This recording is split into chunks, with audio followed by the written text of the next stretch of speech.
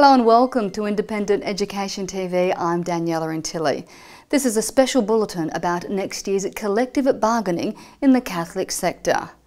Queensland Catholic sector negotiations in early 2015 will decide the fate of a number of potential enhancements to conditions.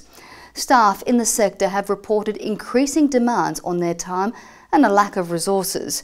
Our union is adamant that members will face real opposition to any claims to improve conditions, as well as attacks on existing conditions during the negotiations. Independent Education TV spoke with our union secretary Terry Burke about the concerns going into the negotiations. What will employers be demanding in these negotiations? Well, if we look to negotiations in other sectors here in Queensland, typically what we find is a wage offer which is below the CPI, which means a real cut in wages. We're seeing attempts to restrict a range of cost items for employers around parental leave, for instance, some issues with regard to access to leave. So, and we're also seeing a reluctance to move away from fixed-term contracts. Term-time employees, school officers, are not being offered assuredness with regard to the number of hours that they work. We're just seeing a tightening up in terms of the conditions that people work under. Terry, there's particular pressure in the Catholic sector. How does the union confront that issue?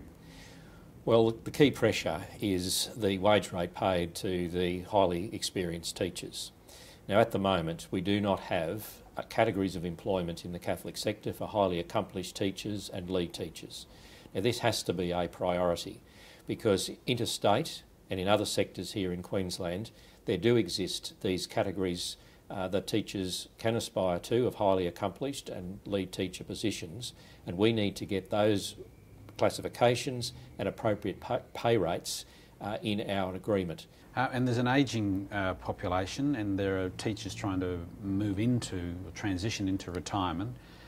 Is that going to be a factor in what the union's taking forward? Now, currently in the diocesan schools there is not an explicit provision which would enable a transition to retirement to be put in place in terms of the number of days that they work, particular responsibilities that they might have and so on. Now, interestingly, in the Religious Institute schools there is a facilitating provision. So in the first instance we want the diocesan schools to sign up to similar provisions, but we want all schools to actually have a close look at how they're supporting very long-standing and loyal members as they move towards retirement. And what else would be included in your claim? The expanding role of what it is to be a teacher, an education worker, is of concern across the board. That is not going to be an easy argument, but it's one that has to be had because there is a limit that people can actually work to, and you can't just keep asking and asking and asking. We're also concerned to see that the outcomes of various working parties which were established under the current agreement are actually discussed.